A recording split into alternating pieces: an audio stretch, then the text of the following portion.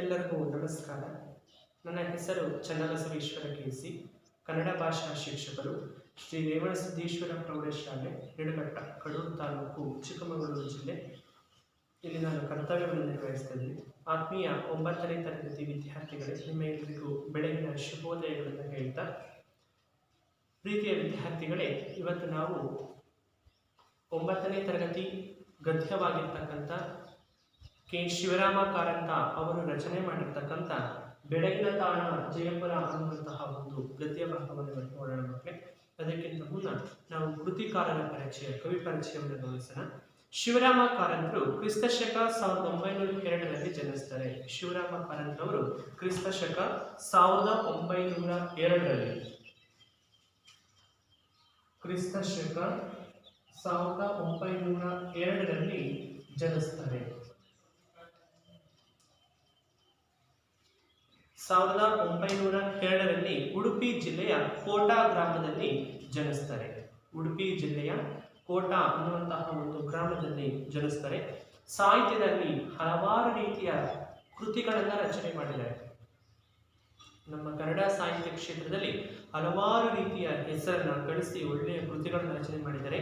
ಇವರ ರಚನೆ ಮಾಡಿರ್ತಕ್ಕಂಥ ಕೃತಿಗಳು ಯಾವ್ಯಾವು ಅಂತಂದ್ರೆ ಚೋಮನ ನುಡಿ ಒಂದು, ಮರಳಿ ಮಣ್ಣಿಗೆ, ಬೆಟ್ಟದ ಜೀವ, ಅಳಿದ ಮೇಲೆ ಇವರು ರಚನೆ ಮಾಡಿರ್ತಕ್ಕಂಥ ಮುಖ್ಯ ಕಾದಂಬರಿಗಳು.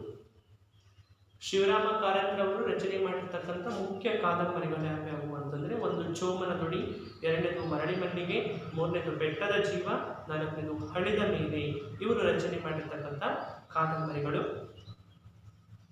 ಹಸಿವು, ಹಾವು, ಕವಿ, ಕರ್ಮ ಇವರು ರಚನೆ ಮಾಡಿರ್ತಕ್ಕಂಥ ಕಥಾ ಸಂಕಲನಗಳು ಆಗಿದ್ದಾವೆ. ರಾಷ್ಟ್ರಗೀತ, ಸುಧಾರಕ ಮತ್ತು ಸೀಳ್ಗವನಗಳು ಇವರು ರಚನೆ ಮಾಡಿರ್ತಕ್ಕಂಥ ಕವನ ಸಂಕಲನಗಳು. ನಾಟಕ, ಹರಟೆ, ಬಾಲ ಸಾಹಿತ್ಯ, ವಿಜ್ಞಾನ ಸಾಹಿತ್ಯ, ನಿಘಂಟು ಈ ರಚನೆಯನ್ನು ಮಾಡಿದ್ದಾರೆ.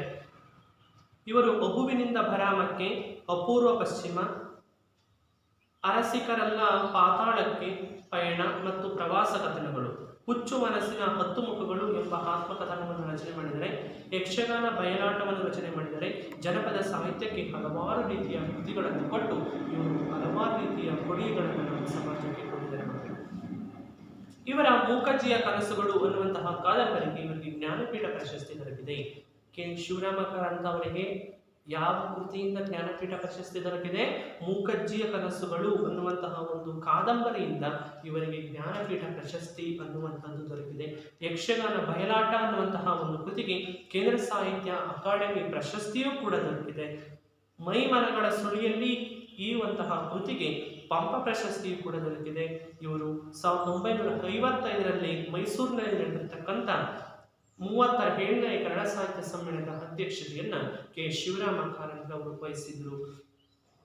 ಪ್ರಕೃತ ಪ್ರವಾಸ ಕಥನ ಅಂದ್ರೆ ಈಗಿನ ಪ್ರವಾಸ ಕಥನ ಬೆಳಗಿನ ತಾಣ ಜಯಪುರ ಪಠ್ಯಭಾಗವನ್ನ ಕನ್ನಡ ಮತ್ತು ಸಂಸ್ಕೃತಿ ಇಲಾಖೆಯು ಹೊರತಂದಿರ್ತಕ್ಕಂಥ ಶಿವರಾಮ ಕಾರಂತರ ಸಾಹಿತ್ಯ ಶ್ರೇಣಿ ಸಂಪುಟ 32ರಿಂದ ಭಾಗ 2 ಗ್ರಂಥದ ಅಹುವಿನಿಂದ ಬರಾಮಕ್ಕೆ ಭಾಗದಿಂದ ಆರಿಸಿ ಏನ್ ಮಾಡಿದರೆ ಅಂತಂದ್ರೆ ಪಠ್ಯ ಪುಸ್ತಕದಲ್ಲಿ ಕೊಟ್ಟಿರ್ತಕ್ಕಂಥದ್ದು. ಹಾಶಿಯ ಭಾವ. ಈಗ ಈ ಪಾಠದ ಸಾರಾಂಶ, ಈ ಪಾಠದ ಆಶಯ ಏನ್ ಹೇಳುತ್ತೆ ಅಂತಂದ್ರೆ, ಬೆಳಗಿನ ತಾಣ ಜಯಪುರ ಪಠ್ಯಭಾಗದಲ್ಲಿ ಭಾರತದ ಐತಿಹಾಸಿಕ ಹಾಗೂ ಸಾಂಸ್ಕೃತಿಕ ನಗರಗಳಲ್ಲಿ ಒಂದಾದ ಜಯಪುರದ ಅಂದ ಚಂದ, ಅಲ್ಲಿನ ಜನರ ಉಡುಗೆ ತೊಡುಗೆ, ಐತಿಹಾಸಿಕ ವೈಭವ, ಜಾನಪದ ಕಲೆಗಳ ಸೊಗಸು ಮೊದಲಾದ ವಿಚಾರಗಳ ಬಗ್ಗೆ ಲೇಖಕರು ತಿಳಿಸಿದ್ದಾರೆ. ಲೇಖಕರು ಅಂತಂದ್ರೆ ಶಿವರಾಮ ಕಾರಂತರವರು ಈ ಪಾಠದಲ್ಲಿ ನಮಗೆ ಏನ್ ತಿಳಿಸ್ಕೊಡ್ತಾರೆ ಅಂತಂದ್ರೆ, ನಮ್ಮ ಸಾಹಿತ್ಯದ, ಸಂಗೀತದ, ಜನಪದ ಕಲೆಯ ಬಗ್ಗೆ ಏನ್ ಮಾಡಿದ್ದಾರೆ ಅಂತಂದ್ರೆ ಇಲ್ಲಿ ತಿಳಿಸ್ಕೊಟ್ಟಿರ್ತಕ್ಕಂಥದ್ದು. ನಮ್ಮ ಭಾರತ ದೇಶದ ಐತಿಹಾಸಿಕ ನಗರಗಳು ಅಂದ್ರೆ ಪ್ರಖ್ಯಾತಿಯನ್ನ ಹೊಂದಿರತಕ್ಕಂಥ, ಇತಿಹಾಸವನ್ನ ಹೊಂದಿರತಕ್ಕಂಥ ಪೂರ್ವದ ಕಾಲದ ಇತಿಹಾಸವನ್ನ ಇಲ್ಲಿ ಏನ್ ಮಾಡ್ತಾರೆ, ನಗರಗಳನ್ನ ಸೇರಿಸ್ಕೊಂಡು ಇಲ್ಲಿ ಹೇಳ್ತಾ ಇದ್ದಾರೆ. ಅದರಲ್ಲಿ ಜಯಪುರವೂ ಕೂಡ ಒಂದಾಗಿದೆ. ಅದರ ಅಂದ ಚಂದ, ಅದರ ವೈಭವ ಯಾವ ರೀತಿ ಇದೆ ಅಲ್ಲಿನ ಜನರ ಉಡುಗೆ ಮತ್ತು ತೊಡುಗೆಗಳು ಯಾವ ರೀತಿ ಇದ್ದಾವೆ, ಅದರ ಐತಿಹಾಸಿಕ ವೈಭವ ಎಂಥದ್ದು, ಇದರೆಲ್ಲರ ಬಗ್ಗೆ ಏನು ಮಾಡಿದರೆ ಸೊಗಸಾಗಿ ತುಂಬ ವಿಚಾರಗಳನ್ನು ಏನು ಮಾಡಿದರೆ ಇಲ್ಲಿ ಹಂಚಿಕೊಂಡಿರ್ತಕ್ಕಂಥದ್ದು. ಹಾಗೆಯೇ ಜಯಪುರದ ರಾಜರ ವೈಜ್ಞಾನಿಕತೆ, ಸಾಕ್ಷ್ಯದ ಜಂತ್ರಮಂತ್ರ ಬಯಲು ಪ್ರಯೋಗಾಲಯದ ಬಗ್ಗೆ ಇಲ್ಲಿ ಉಲ್ಲೇಖವಿದೆ. ಜಂತ್ರಮಂತ್ರದ ಮತ್ತು ಖಗೋಳ ವೀಕ್ಷಣಾಲಯದ ಬಗ್ಗೆಯೂ ಕೂಡ ಏನಾಗಿದೆ ಅಂತಂದ್ರೆ ಇಲ್ಲಿ ತುಂಬಾ ವೈಭವವಾಗಿ ಇಲ್ಲಿ ಪ್ರೇರೇಪಿತವನ್ನು ಹೊಂದಿರತಕ್ಕಂಥದ್ದನ್ನು ನಾವಿಲ್ಲಿ ಗಮನಿಸ್ತೀವಿ. ಈಗ ಈ ಪಾಠದ ಪ್ರವೇಶವನ್ನು ನೋಡಿದ್ರೆ ಗದ್ಯ ಭಾಗ 2 ಬೆಳಗಿನ ತಾಣ ಜಯಪುರ, ಕೆ ಶಿವರಾಮ ಕಾರಂತ. ಪ್ರವೇಶ: ದೇಶ ಸುತ್ತಿ ನೋಡು, ಕೋಶ ಓದಿ ನೋಡು. ಇದು ಗಾದೆ. ದೇಶವನ್ನ ಸುತ್ತಿದಾಗ ಅಲ್ಲಿನ ಅನುಭವಗಳನ್ನು ನಾವು ಪಡ್ಕೊಳ್ತೀವಿ, ಕೋಶವನ್ನ ಓದಿದಾಗ ಇತಿಹಾಸವನ್ನು ನಾವೇನ್ ಮಾಡ್ತೀವಿ, ತಿಳಿತಾ ಹೋಗ್ತೀವಿ. ಅದರ ಆ ಗಾದೆಯಂತೆ ಜ್ಞಾನ ಸಂಗ್ರಹಕ್ಕೆ 2 ಮಾರ್ಗಗಳು. ನಮ್ಮ ಜ್ಞಾನ ವೃದ್ಧಿ ಆಗಬೇಕು, ಹೆಚ್ಚಾಗಬೇಕು ಅಂತಂದ್ರೆ 2 ಮಾರ್ಗಗಳನ್ನು ನಾವು ಕಾಣ್ತೀವಿ. ಒಂದು ದೇಶ ಸುತ್ತೋದು, ದೇಶದ ಸಂಚಾರವನ್ನ ಮಾಡೋದು. ವ್ಯಕ್ತಿಗೆ ಪ್ರಾಯೋಗಿಕವಾಗಿ ಜ್ಞಾನ ದೊರೆಯುತ್ತೆ, ಅಂದ್ರೆ ಅವನು ಆ ಕೆಲಸವನ್ನ ಮಾಡಿ ತಿಳ್ಕೊಂತಾನೆ. ಇದು ಪ್ರಾಯೋಗಿಕ. ಅಂದ್ರೆ ಪ್ರಾಯೋಗಿಕ ಅಂತಂದ್ರೆ ಕೆಲಸವನ್ನ ಮಾಡಿ ಅವನು ಕಲಿತಕ್ಕಂಥದ್ದು, ಅದರಿಂದ ಜ್ಞಾನ ಬರುತ್ತೆ. ಆ ಅನುಭವದ ಬರಹ ರೂಪದಲ್ಲಿ ಅಭಿವ್ಯಕ್ತಿಸುವುದೇ ಪ್ರವಾಸ ಕಥನ. ಪ್ರವಾಸ ಕಥನ ಅಂತಂದ್ರೆ ಅವನು ಅನುಭವಿಸಿರ್ತಕ್ಕಂಥ ಕ್ಷೇತ್ರಗಳಲ್ಲಿ ಅನುಭವಿಸಿರ್ತಕ್ಕಂಥದ್ದನ್ನ ಲಿಖಿತ ರೂಪದಲ್ಲಿ ಬರೆದಿರ್ತಕ್ಕಂಥದ್ದೇ ಪ್ರವಾಸ ಕಥನ. ಇದು ಆಧುನಿಕ ಕನ್ನಡ ಸಾಹಿತ್ಯ ಪ್ರಕಾರಗಳಲ್ಲಿ ಇದು ಕೂಡ ಒಂದಾಗಿದೆ. ನಮ್ಮ ಕನ್ನಡ ಸಾಹಿತ್ಯ ಕ್ಷೇತ್ರದಲ್ಲಿ ಪ್ರವಾಸ ಕಥನವು ಕೂಡ ಒಂದು. ಕನ್ನಡ ಸಾಹಿತ್ಯ ಚರಿತ್ರೆಯನ್ನ ಅವಲೋಕಿಸಿದಾಗ ಸೂರಿ ವೆಂಕಟರಮಣ ಶಾಸ್ತ್ರಿ ಕರ್ಕಿ ಅವರ ದಕ್ಷಿಣ ಯಾತ್ರಾ ಚರಿತ್ರ ಕೃತಿಗೆ ಮೊದಲ ಪ್ರವಾಸ ಕಥನ ಅಂತ ತಿಳಿದುಬಂದಿದೆ. ಸೂರಿ ವೆಂಕಟರಮಣ ಶಾಸ್ತ್ರಿ ಕರ್ಕಿ ಅನ್ನುವಂತಹವರ ದಕ್ಷಿಣ ಯಾತ್ರೆ ಪ್ರವಾಸ ಕಥನವೇ ಮೊದಲ ಪ್ರವಾಸ ಕಥನ ಅಂತ ತಿಳಿದು ಬಂದಿದೆ. ಇದು ಓದುಗನಿಗೆ ಪ್ರವಾಸದ ಪರೋಕ್ಷ ಅನುಭವವನ್ನು ನೀಡೋದ್ರಿಂದ ಪ್ರವಾಸ ಕಥನಕ್ಕೆ ಹೆಚ್ಚು ಪ್ರಾಮುಖ್ಯತೆಯನ್ನು ಕೊಟ್ಟಿದ್ದಾರೆ. ಪ್ರವಾಸ ಕಥನ ಅಂತಂದ್ರೆ ತುಂಬಾ ಚೆನ್ನಾಗಿ ಅಂದಚಂದವನ್ನು ವರ್ಣನೆ ಮಾಡಿದ್ದಾರೆ, ಪ್ರಕೃತಿಯ ಅಂದಚಂದನವನ್ನು ವರ್ಣನೆ ಮಾಡಿರೋದ್ರಿಂದ ಪ್ರವಾಸ ಕಥನಕ್ಕೆ ಅಷ್ಟು ಬೆಲೆ ಅನ್ನುವಂಥದ್ದು ಇಲ್ಲಿ ಕಂಡುಬರುತ್ತೆ. ನಾಡಿನ ಪ್ರವಾಸ ಕಥನಗಳು, ದೇಶಿ ಪ್ರವಾಸ ಕಥನಗಳು, ಅಂತಾರಾಷ್ಟ್ರೀಯ ಪ್ರವಾಸ ಕಥನಗಳೆಂದು ವಿಂಗಡಿಸಲಾಗಿದೆ. ಬಟ್ ಈ ಪ್ರವಾಸ ಕಥನಗಳಲ್ಲಿ 3 ವಿಧವನ್ನ ಮಾಡ್ತೀವಿ. ಒಂದು ನಾಡಿನ ಪ್ರವಾಸ ಕಥನ, ಒಳನಾಡು ಪ್ರವಾಸ ಕಥನ, ಇನ್ನೊಂದು ದೇಶೀಯ ಪ್ರವಾಸ ಕಥನ, ಇನ್ನೊಂದು ಅಂತಾರಾಷ್ಟ್ರೀಯ ಪ್ರವಾಸ ಕಥನ ಅಂತ 3 ರೀತಿಯ ಪ್ರವಾಸ ಕಥನಗಳನ್ನು ನಾವು ವಿಭಜನೆಯನ್ನು ಮಾಡ್ತೀವಿ. ದೇಶೀಯ ಕಥನಗಳು, ಅಂತಾರಾಷ್ಟ್ರೀಯ ಪ್ರವಾಸ ಕಥನಗಳನ್ನು ಸ್ಥೂಲವಾಗಿ ವಿಂಗಡಿಸಿದೆ. ಪ್ರಕೃತ ಪ್ರವಾಸ ಕಥನ ದೇಶಿ ನೆಲೆಯದ್ದು, ಅಂದ್ರೆ ನಮ್ಮ ದೇಶದ ಒಳಗಿರ್ತಕ್ಕಂಥ ಜಯಪುರದ ಒಂದು ದೇಶೀಯ ಪ್ರವಾಸ ಕಥನವನ್ನು ಕೆ ಶಿವರಾಮ ಕಾರಂತವರು ಜಯಪುರಕ್ಕೆ ಹೋದಾಗ ಅಲ್ಲಿನ ಘಟನೆಗಳು, ಅಲ್ಲಿ ನಡೆದಿರ್ತಕ್ಕಂಥ ಘಟನೆಗಳ ಬಗ್ಗೆ, ಅಲ್ಲಿನ ಅಂದಚಂದದ ಬಗ್ಗೆ, ಅಲ್ಲಿನ ಜನರ ಬಗ್ಗೆ ಏನ್ ಮಾಡಿದ್ದಾರೆ ಅಂತಂದ್ರೆ ತುಂಬಾ ಸುಂದರವಾಗಿ ವರ್ಣನೆಯನ್ನ ಮಾಡಿದ್ದಾರೆ. ಇಲ್ಲಿ ಬೆಳಗಿನ ತಾಣ ಜಯಪುರ ಅನ್ನುವಂತಹ ಒಂದು ಚುಟುಕು ಪ್ರವಾಸ ಕಥನದಲ್ಲಿ ಅವರ ಅನುಭವದ ಮಾತುಗಳನ್ನು ಹಾಡಿದ್ದಾರೆ. ಜಯಪುರ ನನ್ನ ಪಾಲಿಗೆ ಹೊಸತಾಗಿರಲಿಲ್ಲ. ಶಿವರಾಮ ಕಾರಂತರವರು ಹೇಳ್ತಾರೆ, ಜಯಪುರ ನನ್ನ ಪಾಲಿಗೆ ಹೊಸದಾಗಿರಲಿಲ್ಲ, ನಾನು ಹಿಂದೊಂದ್ಸರಿ ಹೋಗಿ ಬಂದಿದ್ದೆ, 15 ವರ್ಷಗಳ ಹಿಂದೊಮ್ಮೆ ಹೋಗಿದ್ದೆ. ಶಿವರಾಮ ಕಾರಂತರವರು ಹೇಳ್ತಾರೆ, ಇದೇ ನನಗೆ ಹೊಸದಲ್ಲ, ನಾನು 15 ವರ್ಷಗಳ ಹಿಂದಲೇ ಒಂದು ಬಾರಿ ನಾನೇನ್ ಮಾಡಿದ್ದೆ, ಜಯಪುರಕ್ಕೆ ಹೋಗಿ ಬಂದಿದ್ದೆ. ಈ ಬಾರಿಯೂ ನಾನು ಮತ್ತೆ ಶ್ರೀಪತಿಯು ರೈಲಿನಿಂದ ಇಳಿದಾಗ ಬೆಳಗಿನ 11 ಗಂಟೆಯ ಬಿಸಿಲು ಪಡೆಯುತ್ತಿತ್ತು. ನಾನು ಮತ್ತೆ ನನ್ನ ಶ್ರೀಪತಿಯು ಅಲ್ಲಿಗೆ ಹೋದಾಗ ಎಷ್ಟಾಗಿತ್ತು, ಬೆಳಗಿನ ರೈಲಿನಿಂದ ಜಯಪುರದಲ್ಲಿ ಇಳಿದಾಗ ಬೆಳಗಿನ 11 ಗಂಟೆ ಆಗಿತ್ತು. ಎಲ್ಲಿಗೆ ಹೋದಾಗ, ಜಯಪುರಕ್ಕೆ ಹೋದಾಗ ಬೆಳಗಿನ 11 ಗಂಟೆಯ ಬಿಸಿಲು ಬಡಿತಾ ಇತ್ತು. ಮಿತ್ರರಾದ ರೈಗಳು, ಮಿತ್ರರು ಅಂದ್ರೆ ಸ್ನೇಹಿತರು, ನನ್ನ ಸ್ನೇಹಿತರಾಗಿರ್ತಕ್ಕಂಥ ಮಿತ್ರರು ಏನ್ ಮಾಡ್ತಾರೆ ಅಂದ್ರೆ ನಿಲ್ದಾಣಕ್ಕೆ ಬಂದು, ರೈಲು ನಿಲ್ದಾಣ, ರೈಲ್ವೆ ಸ್ಟೇಷನ್ ಅಂತ ಏನ್ ಕರಿತೀವಿ, ರೈಲು ನಿಲ್ದಾಣ ಅಂತ ಏನ್ ಕರಿತೀವಿ, ಅಲ್ಲಿಗೆ ಬಂದು ನಮಗಾಗಿ ನಾವು ಬರ್ತಾರೆ ಅನ್ನೋದಕ್ಕೋಸ್ಕರ ಏನ್ ಮಾಡಿದ್ರು, ಕಾದು ಕುಳಿತಿದ್ರು. ಯಾರು? ರೈಗಳು, ಸ್ನೇಹಿತರು. ನಮ್ಮನ್ನು ಊರವರೆಗಿನ ಅವರ ಮನೆಗೆ ಕರೆದುಕೊಂಡು ಹೋದರು. ಶಿವರಾಮ ಕಾರಂತರು ಮತ್ತೆ ಶ್ರೀಪತಿಯನ್ನ ಏನ್ ಮಾಡಿದ್ರು, ಅವರ ಸ್ನೇಹಿತರು ಅವರ ಮನೆಗೆ, ಊರ ಹೊರಗಿರ್ತಕ್ಕಂಥ ಅವ್ರ ಮನೆಗೆ ಏನ್ ಮಾಡ್ತಾರೆ, ಕರ್ಕೊಂಡು ಹೋಗ್ತಾರೆ. ಹೊರಗಡೆ 4 ಸುತ್ತಲೂ ಉಸುಕುತು ಹರಡಿದ್ದ ಮರುಭೂಮಿ ಅವರ ಮನೆಯಲ್ಲಿತ್ತು. ಅವ್ರ ಮನೆ ನಾಲ್ಕು ಕಡೆಯಿಂದಲೂ ಕೂಡ ಏನಾಯಿತು, ಉಸುಬು ಅಂತಂದ್ರೆ ಮರಳು ತುಂಬಿರ್ತಕ್ಕಂಥ ಪ್ರದೇಶದಲ್ಲಿ ಅವರ ಮನೆ ಇತ್ತು. ಯಾರ ಮನೆ?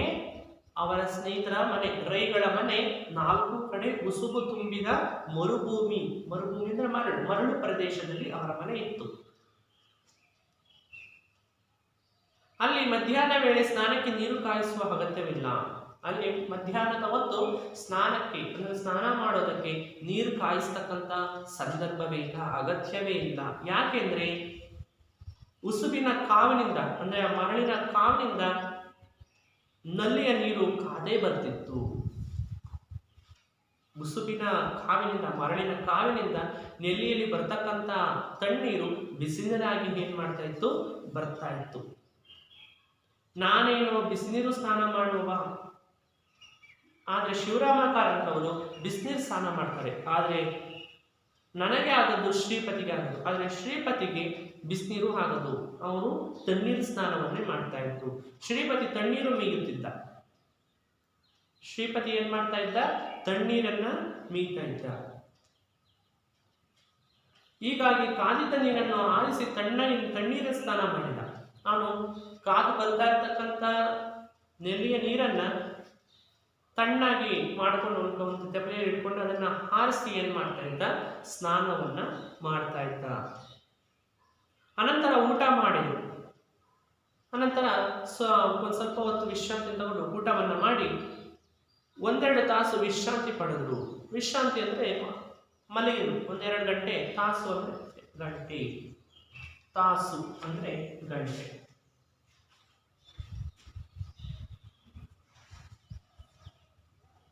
ತಾಸು ಅಂದ್ರೆ ಗಂಟೆ. 1-2 ಗಂಟೆ ವಿಶ್ರಾಂತಿಯನ್ನ ಪಡೆದರು. ನನ್ನ ಮೊದಲ ಕಾರ್ಯಕ್ರಮ ಅಂಬೇರಕ್ಕೆ ಹೋಗುವುದು. ಶಿವರಾಮ ಕಾರಂತರವರ ಮೊದಲ ಕಾರ್ಯಕ್ರಮ ಯಾವುದಾಗಿತ್ತು? ಪ್ರವಾಸದಲ್ಲಿ ಅಂಬೇರಕ್ಕೆ ಹೋಗುವುದು, ಅಂಬೇರವನ್ನ ನೋಡಿಕೊಂಡು ಬರೋದು. ಊರ ಹೊರಗಿನ ನಮ್ಮ ಮಿತ್ರ ರೈಗಳಿಗೆ ಅಂಬೇರಕ್ಕೂ ಜಯಪುರಕ್ಕೂ ನಡುವೆ ಬಸ್ ನಡೆಯುತ್ತದೆಂದು ಸಹ ಗೊತ್ತಿರಲಿಲ್ಲ. ಅವರ ಸ್ನೇಹಿತರಿಗೆ ಅಂಬೇರಕ್ಕೂ ಮತ್ತೆ ಜಯಪುರದಿಂದ ಅಂಬೇರಕ್ಕೆ ಬಸ್ ಹೋಗ್ತವೆ ಅನ್ನೋದು ಅವರಿಗೆ ಗೊತ್ತಿರಲಿಲ್ಲ. ಹಾಗಾಗಿ ಇವ್ರೇನ್ ಮಾಡ್ತಾರೆ ಅಂತಂದ್ರೆ ಟಾಂಗಾವನ್ನ ಗೊತ್ತು ಮಾಡಿಕೊಂಡು ನಗರದ ಮಧ್ಯಭಾಗದಿಂದ ಹಾದು ಹೋದೆವು. ಟಾಂಗಾ ಅಂತಂದ್ರೆ ಕುದುರೆ ಗಾಡಿ. ಟಾಂಗಾ ಗಾಡಿ, ಕ್ಷಮಿಸಿ, ಟಾಂಗಾ ಅಂದ್ರೆ ಒಂಟೆಯ ಗಾಡಿ.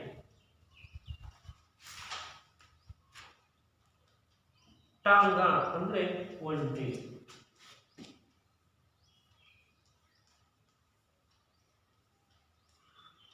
ಒಂಟೆ ಗಾಡಿಯನ್ನ ಮಾಡ್ಕೊಂಡು ಏನ್ ಮಾಡ್ತಾರೆ ಅಂತಂದ್ರೆ ನಗರದ ಮಧ್ಯಭಾಗದಿಂದ ಏನ್ ಮಾಡ್ತಾರೆ? ಹೊರಟು ಹೋಗ್ತಾರೆ. ಜಯಪುರದ ಮುಖ್ಯ ಬೀದಿಗಳು ನನ್ನ ಮನಸ್ಸಿನ ಮೇಲೆ ತುಂಬಾ ಪರಿಣಾಮವನ್ನು ಬೀರಿತು. ಅಂದ್ರೆ ಅಂಬೇರಕ್ಕೆ ಹೋಗುವಂತಹ ಸಮಯದಲ್ಲಿ ಜಯಪುರದ ಬೀದಿಗಳನ್ನ ನೋಡ್ತಾರೆ ಯಾರು? ಶಿವರಾಮ ಕಾರಂತರವರು. ತುಂಬಾ ಸುಂದರವಾಗಿರ್ತಕ್ಕಂಥ ಬೀದಿಗಳಾಗಿದ್ದು, 1 ಶತಮಾನದ ಹಿಂದೆ ಆ ನಗರದ ಬೀದಿಗಳು ನಿರ್ಮಾಣವಾಗಿದ್ರೂ ಕೂಡ ಬಹಳ ಅಗಲವಾದ ಬೀದಿಗಳು. 1 ಶತಮಾನದ ಹಿಂದೆನೆ ಏನ್ ಮಾಡಿದ್ರು? ಆ ಬೀದಿಗಳನ್ನ ರಚನೆಯನ್ನ ಮಾಡಿದ್ರು. ಅಂದ್ರೆ ತುಂಬಾ ಅಗಲವಾಗಿರ್ತಕ್ಕಂಥ ಬೀದಿಗಳು ಮತ್ತೆ ನೇರವಾಗಿರ್ತಕ್ಕಂಥವು. ನಮ್ಮ ಬೀದಿಗಳಾಗಿರ್ತವೆ ಹಿಂಗೋದ ಸಂದೆ ಮೂಲೆಗೆಲ್ಲ ಏನಾಗಿರ್ತವೆ ಅಂತಂದ್ರೆ ಅಂಕು ಡೌಕಾಗಿರ್ತವೆ. ಆದ್ರೆ ಜಯಪುರದ ಬೀದಿಗಳು ನೇರವಾಗಿರ್ತಕ್ಕಂಥ ಮತ್ತೆ ಅಗಲವಾಗಿರ್ತಕ್ಕಂಥ ಬೀದಿಗಳಾಗಿದ್ದು, ಬಹುದೂರದಿಂದ ಕಾಣಿಸುವ ಅಂಗಡಿ ಮನೆಗಳ ದೇಶಿ ವಾಸ್ತುರಚನೆ ಚೆನ್ನಾಗಿ ಶೋಭಿಸುತ್ತೆ. ಎಲ್ಲವೂ ಕೂಡ ಸುಸ್ಪಷ್ಟವಾಗಿ ಕಾಣಿಸ್ತವೆ. ಎಲ್ಲಿಯ ಅಂಗಡಿಗಳು? ಜಯಪುರದ ಅಂಗಡಿಗಳು, ಮನೆಗಳು ಸ್ಪಷ್ಟವಾಗಿ ಕಾಣಿಸ್ತವೆ. ಇಲ್ಲಿನ ಒಂದೊಂದು ಮನೆಯು ಒಂದೊಂದು ಶೈಲಿಯದು, ಒಂದೊಂದು ದೇಶದ್ದು ಆಗಿ ಕಾಣಿಸುವುದಿಲ್ಲ. ಇಲ್ಲಿಯ ಒಂದೊಂದು ಮನೆಯೂ ಕೂಡ ಒಂದೊಂದು ಶೈಲಿಯದ್ದು ಮತ್ತೆ ಒಂದೊಂದು ದೇಶದ್ದಾಗಿ ಕಾಣಿಸಲ್ಲ. ಒಂದೇ ರೀತಿಯ ಆಕಾರವನ್ನು ಹೊಂದಿರತಕ್ಕಂಥ ಮನೆಗಳಾಗಿದ್ದು, ಆದ್ದರಿಂದಲೇ ಅವುಗಳ ಮೇಲೆ ನನಗೆ ಮೋಹ. ಆದ್ದರಿಂದಲೇ ಇವರಿಗೆ ತುಂಬಾ ಆಸೆ. ಮೋಹ ಅಂತಂದ್ರೆ ಆಸೆ, ಮೋಹ ಅಂದ್ರೆ ಆಸೆ.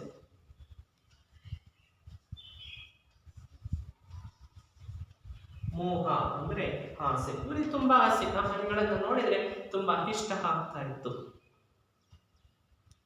ಇಲ್ಲಿನ ಮುಖ್ಯ ಬೀದಿಗಳು ಸಂಧಿಸುವಲ್ಲಿ ಸುಂದರವಾದ ಚೌಕಿಗಳಿವೆ. ಮುಖ್ಯ ಬೀದಿಗಳು ಸಂಧಿಸಿದ ಚೌಕಿಗಳು ಅಂತಂದ್ರೆ ಸ್ಟ್ಯಾಚ್ಯೂ ಅಂತ ನಾವು ಹೆಂಗ್ ಕರಿತೀವಿ ಅದು. ಅಂದ್ರೆ ನಾಲ್ಕು ಕಡೆಯಿಂದಲೂ ಕೂಡ ರಸ್ತೆಗಳು ಸಂಧಿಸಬೇಕು. ಹಿಂಗ್ ಬಂದ್ರು ಒಂದ್ ಕಡೆ ಮಧ್ಯಭಾಗದಲ್ಲಿ ರಸ್ತೆ ಸಂಧಿಸುತ್ತೆ, ಈ ರೀತಿ ಹಿಂಗೂ ರಸ್ತೆ ಬರುತ್ತೆ, ಹಿಂಗೂ ರಸ್ತೆ ಬರುತ್ತೆ, ಹಿಂಗೂ ಬರುತ್ತೆ, ಹಿಂಗೂ ಬರುತ್ತೆ. ಇಲ್ಲಿಗೆ ಒಂದು ಸ್ಟ್ಯಾಚ್ಯೂ, ಚೌಕಿ ಅಂತ ಕರಿತೀವಿ, ವೃತ್ತ ಅಂತ ಕರಿತೀವಿ. ಎಲ್ಲ ನಾಲ್ಕು ಕಡೆಯ ರಸ್ತೆಗಳು ಕೂಡ ಮಧ್ಯದಲ್ಲಿ ಬಂದು ಸಂಧಿಸುವುದನ್ನು ನಾವು ಇದನ್ನು ನಾವು ಚೌಕಿ ಅಂತ ಕರಿತೀವಿ. ಚೌಕಿ ಇದು ರಸ್ತೆ, ಇದು ಕೂಡ ರಸ್ತೆ, ಇದು ರಸ್ತೆ, ಇದು ರಸ್ತೆ. ನಾಲ್ಕು ರಸ್ತೆಗಳು ಒಟ್ಟಾಗಿ ಬಂದು ಸೇರ್ಕೊಳ್ಳೋದಕ್ಕೆ ನಾವು ಚೌಕಿ ಅಂತ ಕರಿತೀವಿ. ಇಲ್ಲಿ ಅದರ ಒಂದು ಪ್ರತಿಮೆಯನ್ನ ಸ್ಥಾಪನೆ ಮಾಡಿರ್ತಾರೆ.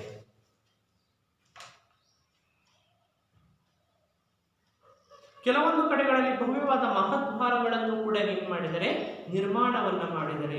ಅಲ್ಲದೆ ಜಯಪುರ ಬಣ್ಣಗಾರರ ತವರೂರು. ಜಯಪುರ ಯಾವುದರ ತವರೂರಾಗಿದೆ? ಜಯಪುರ ಬಣ್ಣಗಾರರ ತವರೂರು. ಬಣ್ಣ ಹಾಕುವ ಕುಶಲಿಗರು ಆ ಊರಿನಲ್ಲಿ ಬಹಳ ಮಂದಿ ಇದ್ದಾರೆ.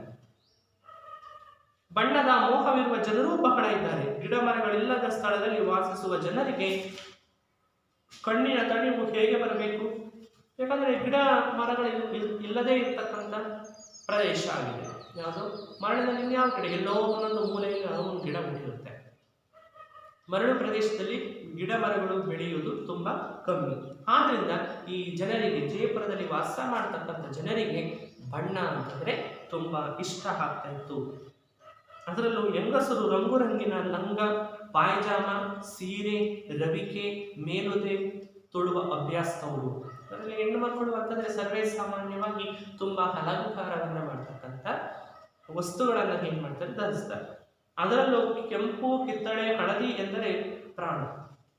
ಅಲ್ಲಿನ ಜನರಿಗೆ ಕೆಂಪು, ಕಿತ್ತಳೆ ಮತ್ತು ಹಳದಿ ಬಣ್ಣಗಳು ಅಂತಂದ್ರೆ ತುಂಬಾ ಇಷ್ಟ ಆಯಿತು, ಪ್ರಾಣ ಆಗಿತ್ತು. ನಿತ್ಯವೂ ಹೋಳಿ ಹುಣ್ಣಿಮೆ ಮಾಡುವವರಂತೆ ಬಣ್ಣದ ಚೆಲ್ಲಾಟ ಅವರ ಬಟ್ಟೆಗಳಲ್ಲಿ. ಅಂದ್ರೆ ಹಲವಾರು ರೀತಿಯ ರಂಗು ರಂಗಿನ ಬಟ್ಟೆಗಳನ್ನ ಏನ್ ಮಾಡೋರು? ಧರಿಸೋರು. ಗಂಡಸರೂ ರಂಗುರಾಯರೇ. ಅದರಲ್ಲೂ ಗಂಡಸರು ಏನು ಕಮ್ಮಿ ಇಲ್ಲ, ಅವರು ಕೂಡ ಒಳ್ಳೊಳ್ಳೆ ರುಚಿ, ಒಳ್ಳೊಳ್ಳೆ ಬಣ್ಣಗಳನ್ನ ಹೊಂದಿರತಕ್ಕಂಥ ಬಟ್ಟೆಗಳನ್ನ ಉಡ್ತಾ ಇದ್ರು. ಅವರ ಪಂಜೆ ಭಂಗಿಗಳಲ್ಲಿ ರಂಗು ಕಾಣಿಸಲಿದ್ದರೂ ಮುಂಡಾಸಿನ 30 ಮೊಳಗಳಲ್ಲಿ 300 ಬಣ್ಣಗಳನ್ನು ಮೆರಗಿಸುವುದು. ಮುಂಡಾಸು ಅಂತಂದ್ರೆ ಪೇಟ. ಮುಂಡಾಸು ಅಂತಂದ್ರೆ ಏನು? ಪೇಟ. 30 ಆಕಾರವನ್ನು ಹೊಂದಿರತಕ್ಕಂಥ ಬಟ್ಟೆಯಲ್ಲಿ, ಮುಂಡಾಸಿನಲ್ಲಿ 300 ರೀತಿಯ ಬಣ್ಣಗಳನ್ನ. ಅವರ ಪಂಚೆಯನ್ನ ಬಿಳಿ ಇರ್ತಿತ್ತು, ಆದರೆ ಅವರು ಸುತ್ತುವಂತಹ ಪೇಟ ಏನಾಗಿತ್ತು? ರಂಗು ರಂಗಿನ ಬಣ್ಣವನ್ನ ಏನ್ ಮಾಡಿತ್ತು? ಹೊಂದಿತ್ತು.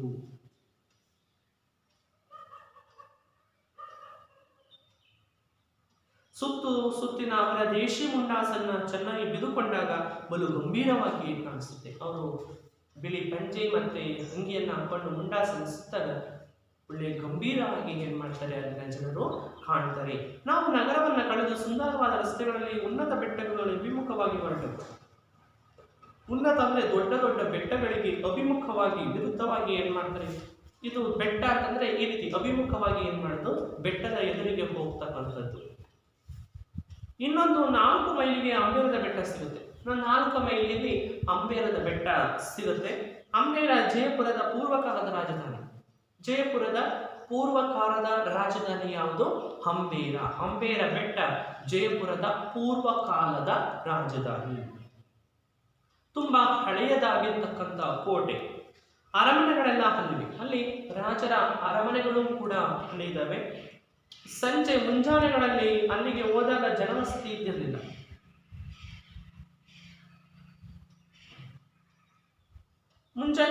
ಸಂಜೆ ಮತ್ತೆ ಮುಂಜಾನೆ ಹೋದಾಗ ಅಲ್ಲಿ ಜನರ ವಸತಿ ಅಂದ್ರೆ ಜನರು ಅಲ್ಲಿ ಇರೋದಿಲ್ಲ.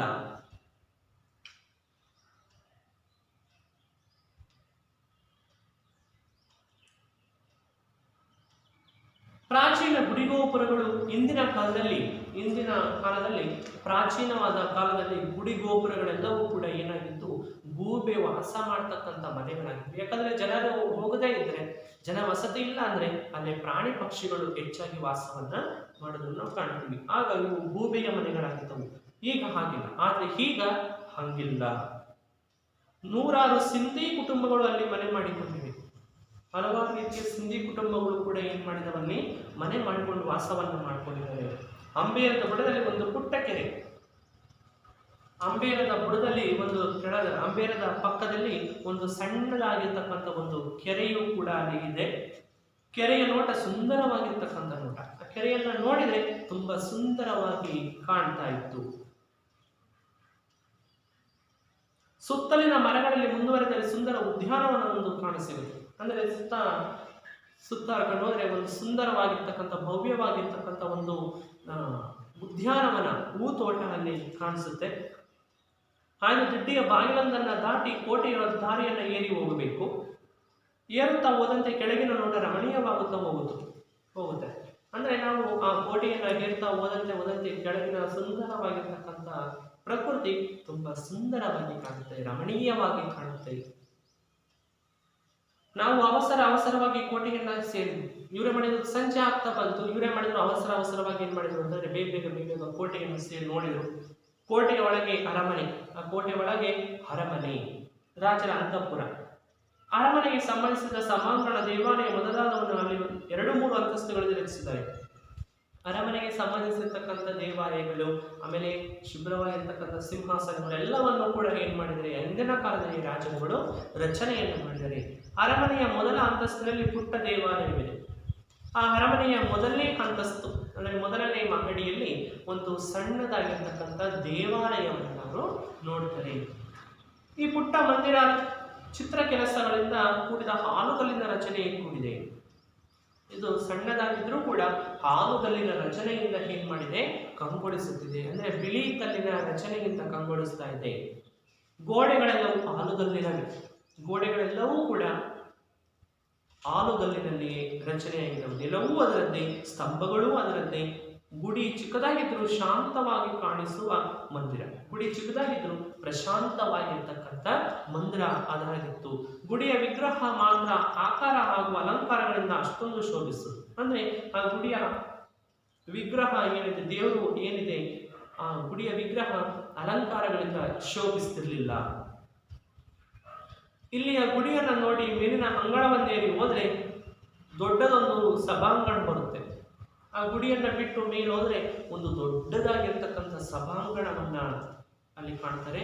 ಇದು ವಿಶಾಲವಾದ ಹಾಲುಗಲ್ಲಿನ ರಚನೆ. ಅದರ ಚಾವಣಿ ರಜಪೂತನಾದ ಶೈಲಿಯ ಕಮಾನ ಮತ್ತು ಕಂಬಗಳು ತುಂಬಾ ಲಲಿತವಾಗಿದ್ದು ಪರಸ್ಪರ ಹೊಂದಿಕೊಂಡು ಈ ರಚನೆಗೆ ಚೆಲುವನ್ನು ನೀಡಿವೆ. ಅಲ್ಲಿ ಕಾಮನ ಬಿಲ್ಲು ರೀತಿಯಲ್ಲಿ ರಚನೆಯನ್ನ ಮಾಡಿದ್ದಾರೆ. ಸಭಾಂಗಣವನ್ನ ರಚನೆಯನ್ನು ಮಾಡಿ ತುಂಬಾ ಚೆಲುವನ್ನ ಅಲ್ಲಿ ಕೊಡ್ತಕ್ಕಂಥ ಕಂಬಗಳು ಒಳ್ಳೆಯ ಚೆಲುವನ್ನ, ಸುಂದರವಾಗಿರ್ತಕ್ಕಂಥ ನೋಟವನ್ನ ಅಲ್ಲಿ ಕೊಡ್ತವೆ. ಎದುರಿಗಿನ ಅಂಗಣವು ಸಾಕಷ್ಟು ವಿಶಾಲವಾಗಿರ್ತಕ್ಕಂಥದ್ದನ್ನ ಅಲ್ಲಿ ಕಾಣ್ತಾರೆ. ಇಲ್ಲಿಂದ 3ನೇ ಅಂತಸ್ತಿಗೆ ಹೋದ್ರೆ ರಾಜರ ಅಂತಃಪುರ. ಅಂತಃಪುರ ಅಂದ್ರೆ ರಾಜರು ವಾಸ ಮಾಡ್ತಕ್ಕಂಥ ಅರಮನೆ. ಅಂತಃಪುರ ಅಂದ್ರೆ ರಾಜರು ವಾಸ ಮಾಡುವಂತಹ ಅಂತಃಪುರವನ್ನ ಅಲ್ಲಿ ಕಾಣ್ತಾರೆ. ಇಲ್ಲಿನ ಕೆಲವು ಭಾಗಗಳಲ್ಲಿ ಚಂದ್ರಕಾಂತ ಶಿಲೆಯ ಸುಂದರ ಮಂಟಪಗಳನ್ನು ಕೂಡ ಕಾಣ್ತಾರೆ. ಶಿಲೆಯನ್ನ ಕೆತ್ತಿ ಬಣ್ಣದ ಕಲ್ಲುಗಳಿಂದ ಕೊರೆದು ತುಂಬಿಸಿರ್ತಕ್ಕಂಥ ಲತಾ ಪುಷ್ಪಗಳ ಚಿತ್ರಾವಳಿಗಳು ಇವೆ. ಇನ್ನೊಂದೆರಡು ಚಾವಣಿಗಳು ಕನ್ನಡಿಯ ಚೂರುಗಳನ್ನು ಸುಣ್ಣದ ಗಾರಿಯಲ್ಲಿ ಅಂಟಿಸಿ ಚಿತ್ರ ವಿಚಿತ್ರ ಪ್ರತಿರೂಪಗಳನ್ನು ನಿರ್ಮಿಸಿ ಅಲಂಕರಿಸಿದಂತಹ ಕಂಪ ಮುಚ್ಚಿಗೆಗಳುಳ್ಳ ರಚನೆ. ಅಂದ್ರೆ ಹಲವಾರು ರೀತಿಯ ರಚನೆಯಲ್ಲಿ ಏನ್ ಮಾಡಿದರೆ ಅಂತಂದ್ರೆ ಹಾಲುಗಲ್ಲಿನ ರಚನೆಯಲ್ಲಿ ಬಿಳಿ ಕಲ್ಲಿನಲ್ಲಿಯೂ ಕೂಡ ಕೆತ್ತನೆಯನ್ನು ಮಾಡಿದರೆ, ಮತ್ತೆ ಬಣ್ಣದ ಚೂರುಗಳನ್ನು ಕೂಡ ಅಂಟಿಸಿದರೆ, ಮತ್ತೆ ಗಾಜಿನ ಚೂರುಗಳನ್ನು, ಕನ್ನಡಿಗಳ ಚೂರುಗಳನ್ನು ಅಂಟಿಸಿ ಚಿತ್ರ ವಿಚಿತ್ರವಾಗಿ ಏನ್ ಮಾಡಿದ್ದಾರೆ ಅಂತಂದ್ರೆ ರಾಜರ ಅಂತಃಪುರವನ್ನ ನಿರ್ಮಾಣವನ್ನ ಮಾಡಿದರೆ.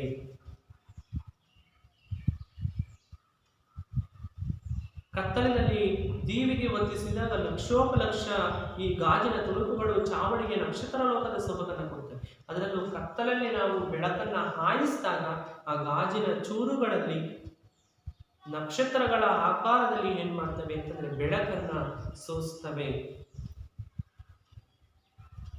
ಅರಮನೆಯ ಮೊದಲ ಮಟ್ಟದಲ್ಲಿ ಇನ್ನೊಂದು ಅಂತಃಪುರವಿದೆ. ಅರಮನೆಯ ಮೊದಲನೇ ಅಂತಸ್ತಲ್ಲಿ ಇನ್ನೊಂದು ಅಂತಃಪುರ ಇದೆ. ಅಲ್ಲೂ ಕೂಡ ಹಾಲುಗಲ್ಲಿನಲ್ಲಿ ಏನ್ ಮಾಡಿದರೆ ಚಾವಡಿಯನ್ನ ಮತ್ತು ರಜಪೂತನದ ಕಾರಂಜಿಗಳನ್ನ ರಚನೆಯನ್ನ ಮಾಡಿದರೆ. ಚಿತ್ರಕೊರದು ಮಾಡಿದ ಹಾಲುಗಲ್ಲಿನ ನೀರು ಕಾಲುವೆಗಳು ಇವೆಲ್ಲ ರಜಪೂತ ಅರಸುಗಳ ರಸಿಕ ಜೀವನದ ದ್ಯೋತಕಗಳು. ಅಂದರೆ ರಜಪೂತರ ಕಾಲದಲ್ಲಿ ರಚನೆ ಮಾಡಿರ್ತಕ್ಕಂಥ, ರಜಪೂತ ದೊರೆಗಳು ರಚನೆ ಮಾಡಿರ್ತಕ್ಕಂಥ, ರಾಜರುಗಳು ರಚನೆ ಮಾಡಿರ್ತಕ್ಕಂಥ ಹಲವಾರು ರೀತಿಯ ದ್ಯೋತಕಗಳನ್ನ ನಾವು ಏನ್ ಮಾಡ್ತೀವಿ ಇಲ್ಲಿ ಕಾಣುತ್ತೀವಿ. ಇಲ್ಲಿ ಜಯಪುರದಲ್ಲಿ ಅಂಬೇರದ ಬೆಟ್ಟದಲ್ಲಿ ಆವರಣದ ಹಿಂದುಗಡೆ ಇರುವ ತಗ್ಗಿನ ಕಣಿವೆಯ ತಳದಲ್ಲಿ ಕಾಣಿಸುವ ಮೀರಾಬಾಯಿ ದೇವಾಲಯ. ಇನ್ನು ಆವರಣದ ತಗ್ಗು ಭಾಗದಲ್ಲಿ ಕಾಣಿಸ್ತಕ್ಕಂಥ ದೇವಾಲಯ ಅಂತಂದ್ರೆ ಮೀರಾಬಾಯಿ ದೇವಾಲಯ. ಆಕೆ ಗಿರಿಧರ ನಾಗರನ್ನ ಪೂಜಿಸಿದ ಸ್ಥಳವಿದು. ಆಕೆ ಗಿರಿಧರ ನಾಗರನನ್ನ ಪೂಜಿಸಿರ್ತಕ್ಕಂಥ ಸ್ಥಳದಲ್ಲಿ ಅಲ್ಲಿ ಮೀರಾಬಾಯಿ ದೇವಾಲಯವನ್ನ ರಚನೆ ಮಾಡಿದರೆ, ಕೆಳಗಿಳಿದು ಹೋಗಿ ಗುಡಿಯನ್ನ ನೋಡಿದರೆ ಅದು ಕೂಡ ತುಂಬಾ ಸೊಬಗಾಗಿ ಕಾಣುತ್ತೆ. ಕೆಳಗಿಳಿದು ಹಾಗೆ ಗುಡಿಯನ್ನ ನೋಡಿದ್ರೆ ಅದು ಕೂಡ ತುಂಬಾ ಸುಂದರವಾಗಿ ಕಾಣಿಸುತ್ತೆ. ನಕ್ಷತ್ರಾಕೃತಿಯನ್ನ ಹೊಂದಿರತಕ್ಕಂಥ ಗುಡಿ ಅದು. ತುಂಬಿಕೊಂಡ ಗರ್ಭಗೃಹ ಅಂದ್ರೆ ನಕ್ಷತ್ರಾಕೃತಿಯನ್ನ ಹೊಂದಿರತಕ್ಕಂಥ ಗರ್ಭಗುಡಿಯಾಗಿದೆ. ನವರಂಗಗಳಿಂದ ಕೂಡಿದೆ.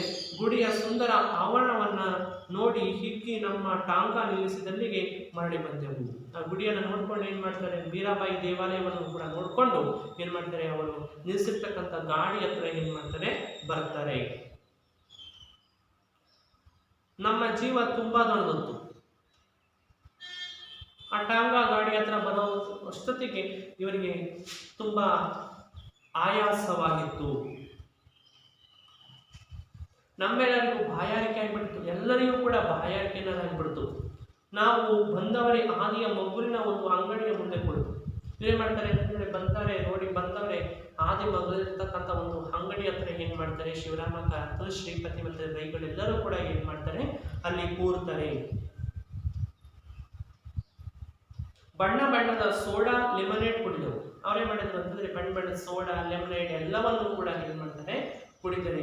ಅಡುಗೆಯಲ್ಲಿ ಅಷ್ಟೆಲ್ಲ ಬಣ್ಣಗಳನ್ನು ತುಂಬಿಸಿ ತಿರುಗುವ ಉಡುಗೆಯಲ್ಲಿ ಅಷ್ಟೆಲ್ಲ ಬಣ್ಣಗಳನ್ನ ಇಟ್ಕೊಂಡಿರ್ತಕ್ಕಂಥ ಜನ ಮಾರುವ ಸೋಡಾ ಲೆಮನೇಡ್ಗಳಿಗೂ ಕೂಡ ಕಡುಪಿನ ರಂಗನ ಕೊಟ್ಟಿದ್ದಾರೆ. ಅಂದ್ರೆ ಅವರು ರಚನೆ ಮಾಡತಕ್ಕಂಥ ಕುಡಿಯುವ ಸೋಡಾ ಲೆಮನೇಡ್ಗಳಿಗೂ ಕೂಡ ಒಂದು ಬಣ್ಣವನ್ನ ಕೂಡ ಕೊಟ್ಟಿದ್ದಾರೆ. ಅದನ್ನು ಕುಡಿದ್ರೆ, ಅದನ್ನು ನೋಡಿದ್ರೆ ಇದು ಶಾಯಿಯೋ ಪಾನೀಯವೋ ಎಂಬ ಭ್ರಮೆ ಉಂಟಾಗುತ್ತೆ. ಶಾಯಿ ಅಂತಂದ್ರೆ ಹೆಂಡ, ಶಾಯಿ ಅಂತಂದ್ರೆ ಏನು, ಹೆಂಡ.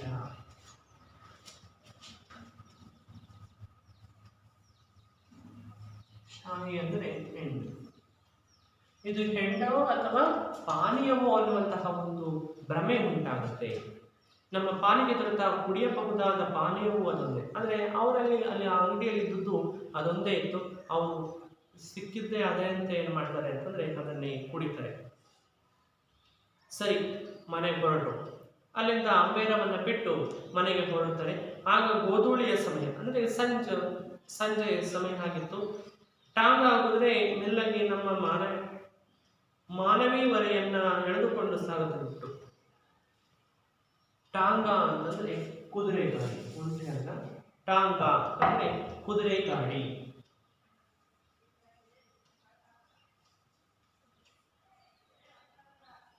ಟಾಂಗ ಅಂತಂದ್ರೆ ಕುದುರೆ ಗಾಡಿ. ಕುದುರೆ ಗಾಡಿ ಏನ್ ಮಾಡ್ತು ಅಂದ್ರೆ ಮನೆ ರೈಗಳ ಮನೆ ಕಡೆಗೆ ಸಾಕ್ತು. ಇಲ್ಲಿಂದ ಮುಂದೆ ತುಂಬಾ ಹೊಲಗಳಲ್ಲಿ ಕೋಳಿ ಕಾಗಿಗಳಿಂದ ಅಂಗವಾಗಿ ಕಾಣಿಸುವ ಲೆವೆಲಿನ ಹಿಂಡು. ಅಲ್ಲಿ ನಾವು ಹಲವಾರು ರೀತಿಯ ಪ್ರದೇಶಗಳನ್ನು, ಭೂಪ್ರದೇಶಗಳನ್ನು ಗಮನಿಸಿದಾಗ ಊರ ಹತ್ತಿರ ಕೋಳಿ ಮತ್ತೆ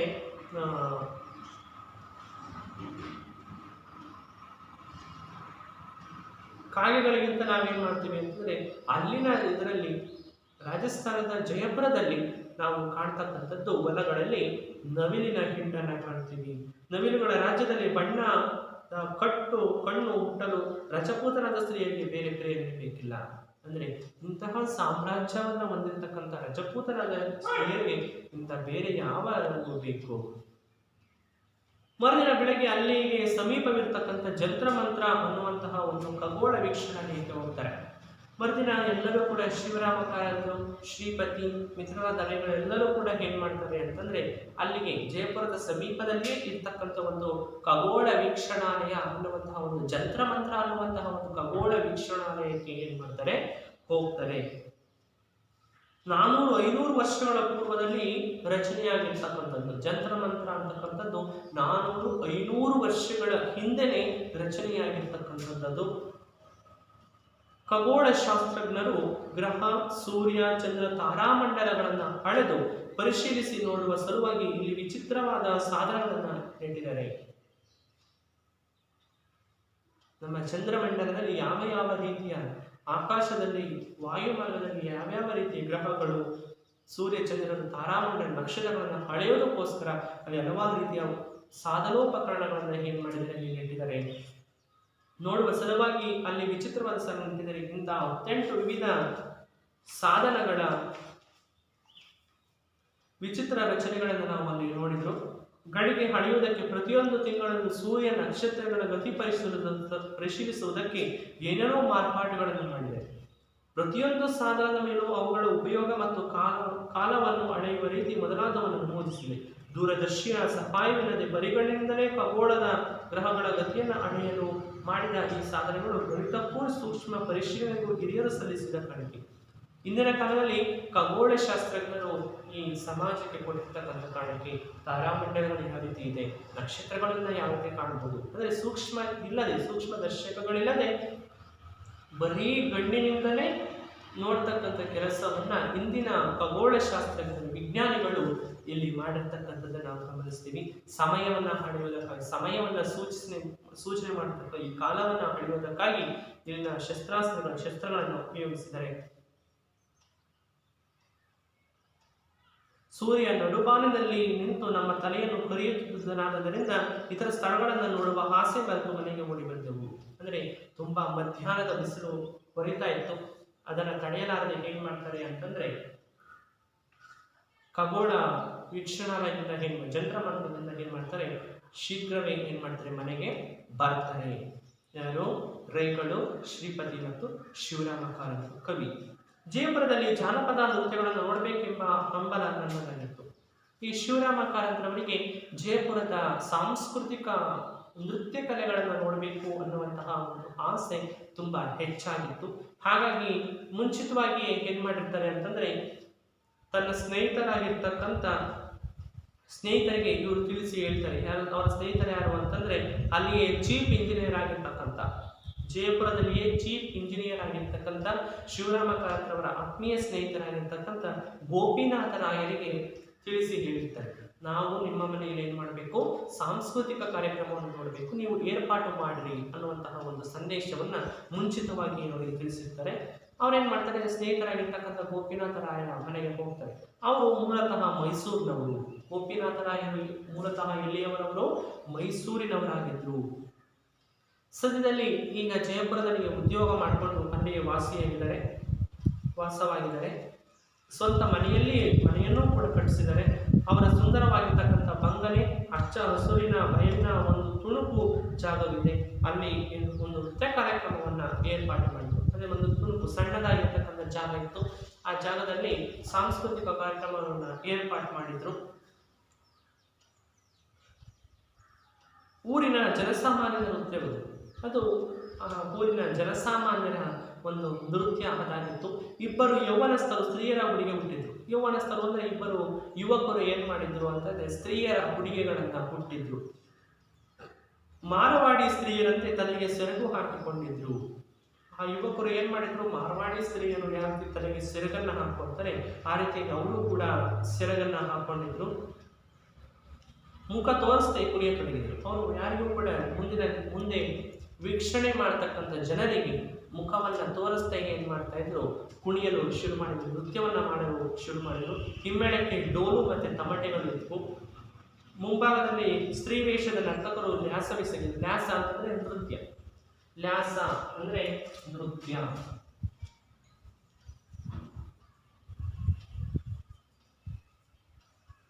ನ್ಯಾಸ ಅಂದ್ರೆ ನೃತ್ಯವನ್ನ ಮಾಡ್ತಾರೆ, ನೃತ್ಯವೆಸಗಿದರು.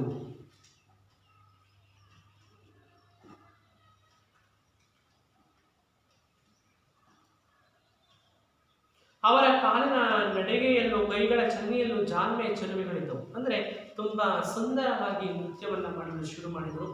ಅವರ ಜೊತೆಗೆ 3-4 ಹುಡುಗರು ನಿತ್ಯದ ಉಡುಗೆಯಲ್ಲಿ ಕುಣಿದಾಡಿದರು. ಆ ನೋಟವನ್ನು, ಕಾರ್ಯಕ್ರಮವನ್ನು ನೋಡುವುದಕ್ಕೆ ಪುರವಣಿಗರು ಬಂದು ಕಲಿತರು. ಅಂದ್ರೆ ಎಲ್ಲರೂ ಕೂಡ ಪುರವಣಿಗರು, ಸಭಾಸದರು ಎಲ್ಲರೂ ಕೂಡ ಏನ್ ಮಾಡ್ತಾರೆ ಅಂತಂದ್ರೆ ಆ ನೃತ್ಯವನ್ನ ನೋಡಲು ಎಲ್ಲರೂ ಕೂಡ ಆಗಮಿಸ್ತಾರೆ. ನಮಗಾಗಿ ಒಂದೇ ದಿನದ ಏರ್ಪಾಟಿನಿಂದ ಈ ಕಾರ್ಯಕ್ರಮವನ್ನು ಏರ್ಪಡಿಸಿದ ಮಿತ್ರರಿಗೆ ನಾವು ತುಂಬಾ ಕೃತಜ್ಞರಾಗಿದ್ದೇವೆ. ಇವರ ಕಾರ್ಯಕ್ರಮವನ್ನು ನೃತ್ಯ ಕಾರ್ಯಕ್ರಮವನ್ನು ಏರ್ಪಾಟು ಮಾಡಿರ್ತಕ್ಕಂಥ ಗೋಪಿನಾಥರಾಯರಿಗೆ ತುಂಬಾ ಕೃತಜ್ಞತೆಯನ್ನು ಸಲ್ಲಿಸ್ತಾರೆ. ಕೆಲಸವಾದ ಮೇಲೆ ಗೋಪಿನಾಥರಾಯರ ಆತಿಥ್ಯವನ್ನು ಸ್ವೀಕರಿಸಿ ಅವ್ರ ತಮ್ಮ ರೈಗಳ ಮನೆಗೆ ಏನ್ ಮಾಡ್ತಾರೆ, ಬರ್ತಾರೆ. ಮುಂದೆಲ್ಲ ಅವಸರದ ಊಟ. ಇನ್ನೇನು ಊರು ಕಡೆಗೆ ಬರಬೇಕು, ತಮ್ಮ ಸ್ವಂತ ಊರಿಗೆ ಬರುವಂತಹ ಸಮಯ. ಅವಸರದಲ್ಲಿ ಊಟ, ಓಟದಲ್ಲಿ ಏನ್ ಮಾಡ್ತಾರೆ, ಧಾವಿಸಿ ಬರುತ್ತಾರೆ. ಹಾಗಾಗಿ ದಿಲ್ಲಿಗೆ ಹೋಗುವಂತಹ ರೈಲು ಬಂಡಿ, ಅಂದ್ರೆ ದಿಲ್ಲಿಗೆ ಹೋಗ್ತಕ್ಕಂಥ ರೈಲು ಬಂದು ನಿಂತಿತ್ತು. ಮಿತ್ರರಾಗಿರ್ತಕ್ಕಂಥ, ಅಂದ್ರೆ ತುಂಬಾ ಆತ್ಮೀಯ ಸ್ನೇಹಿತರಾಗಿರ್ತಕ್ಕಂಥ ರೈಗಳಿಗೆ ಅವರ ಸತ್ಕಾರಕ್ಕೆ, ರೈಗಳು ಮಾಡಿರ್ತಕ್ಕಂಥ ಉಪಚಾರಕ್ಕೆ ವಂದನೆಯನ್ನ ಸಲ್ಲಿಸಿ ಬಂಡಿಯನ್ನ ಏರಿ ಮೇಲಂತಸ್ತಿನಲ್ಲಿ ಹಾಸಿಗೆ ಬಿಡಿಸಿದೆವು.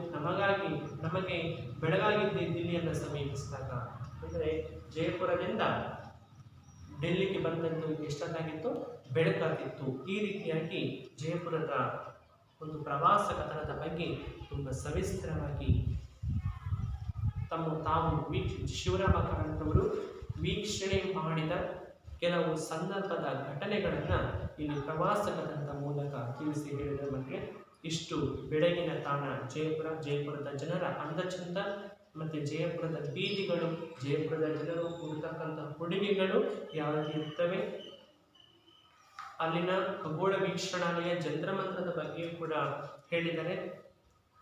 ಮತ್ತೆ ಅಲ್ಲಿನ ನೃತ್ಯ ಕಾರ್ಯಕ್ರಮದ ಬಗ್ಗೆ ತುಂಬ ಸವಿಸ್ತರವಾಗಿ ವರ್ಣನೆಯನ್ನು ಮಾಡಿ ಇಲ್ಲಿ ಜಯಪುರದ ಬಗ್ಗೆ, ಅಂದಚಂದ ಬಗ್ಗೆ, ಆ ಜಯಪುರದ ಪ್ರಕೃತಿಯ ಬಗ್ಗೆ ತುಂಬ ವರ್ಣನೆಯನ್ನು ಮಾಡಿ ಹೇಳಿದ್ದಾರೆ. ಇಷ್ಟು ಬೆಳಗಿನ ತಾಣ ಜಯಪುರ. ನಾನು ಇಲ್ಲಿಗೆ ಈ ಪಾಠ ಮುಗಿಯಿತು. ನಾನು ಮುಖಪಾಠಕ್ಕೋಸ್ಕರ 4 ಪ್ರಶ್ನೆಗಳನ್ನು ಕೊಡ್ತೇನೆ. ಅವುಗಳನ್ನು ನೀವು ಬರೆದು ಅಭ್ಯಾಸವನ್ನು ಮಾಡಬೇಕು. ಮುಖಪಾಠ ಪ್ರಶ್ನೆ ಮೊದಲನೇದು, ಒಂದೇದು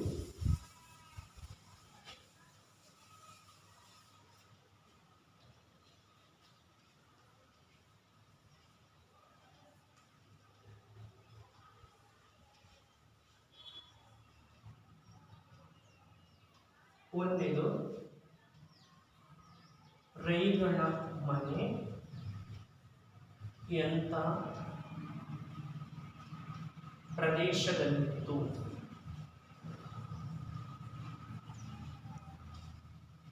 ಗೊತ್ತಿದೆಯಲ್ವ ನಿಮಗೆ? ರೈಗಳ ಮನೆ ಎಂತಹ ಪ್ರದೇಶದಲ್ಲಿತ್ತು? ಎಂತಹ ಪ್ರದೇಶದಲ್ಲಿತ್ತು? ರೈಗಳ ಮನೆ 4 ಕಡೆ ಉಸುಬು ತುಂಬಿದ ಮರುಭೂಮಿ ಪ್ರದೇಶದಲ್ಲಿತ್ತು. ರೈಗಳ ಮನೆ ಎಂಥ ಪ್ರದೇಶದಲ್ಲಿತ್ತು? 4 ಕಡೆ ಉಸುಬು ತುಂಬಿದ ಮರುಭೂಮಿ ಪ್ರದೇಶದಲ್ಲಿತ್ತು. ಎರಡನೇ ಪ್ರಶ್ನೆ, ಜಯಪುರದ ಜನರಿಗೆ ಯಾವ ಬಣ್ಣಗಳು ಇಷ್ಟ?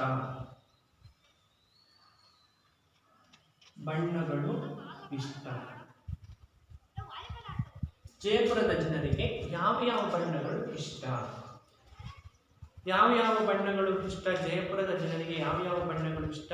ಕೆಂಪು, ಕಿತ್ತಳೆ ಮತ್ತು ಹಳದಿ ಬಣ್ಣಗಳು ಅಂತಂದ್ರೆ ಜಯಪುರದ ಜನರಿಗೆ ತುಂಬಾ ಇಷ್ಟ ಆಗಿತ್ತು.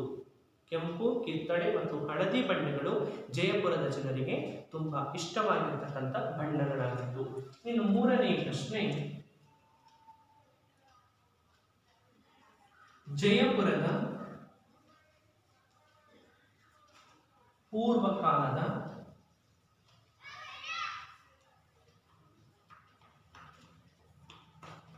ರಾಜಧಾನಿ ಯಾವುದು?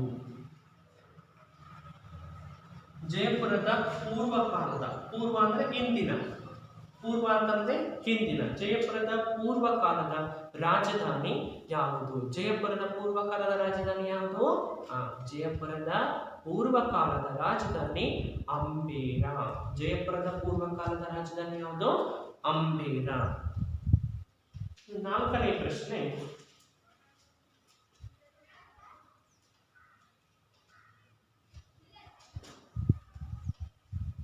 ಜಯಪುರದ ಬೀದಿ ಹಾಗೂ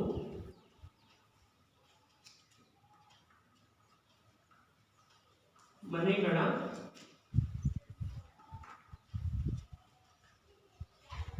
ಸೌಂದರ್ಯವನ್ನು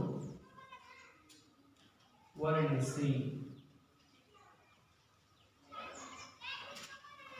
ಜಯಪುರದ ಬೀದಿ ಹಾಗೂ ಮನೆಗಳ ಸೌಂದರ್ಯವನ್ನ ವರ್ಣಿಸಿ. ಜಯಪುರದ ಬೀದಿಗಳು ಯಾವ ರೀತಿ ಇದ್ದು ತುಂಬಾ ಅಗಲವಾಗಿದ್ದು ನೇರವಾಗಿರ್ತಕ್ಕಂಥ ಬೀದಿಗಳಾಗಿದ್ದು ಒಂದೊಂದು ದೇಶೀಯ ಕಲೆಯದ್ದಾಗಿದ್ದು, ಅಂದ್ರೆ ಒಂದೊಂದು ದೇಶೀಯ ಕಲೆಗಳಾಗಿದ್ದು, ಈ ರೀತಿಯಾಗಿ ಜಯಪುರದ ಮನೆಗಳು ತುಂಬಾ ಮತ್ತೆ ಬೀದಿಗಳು ತುಂಬಾ ವರ್ಣನವಾಗಿದ್ದು ಅಂತ ಬರೆಯಬಹುದು. ಕೊನೆಯ ಪ್ರಶ್ನೆ ಬಹುಮುಖ್ಯವಾಗಿರ್ತಕ್ಕಂಥ ಪ್ರಶ್ನೆ ಇದು.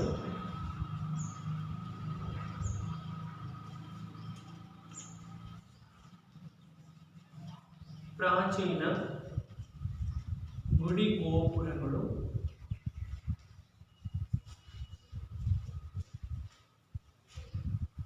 ಗೂಬೆಯ ಮನೆಗಳ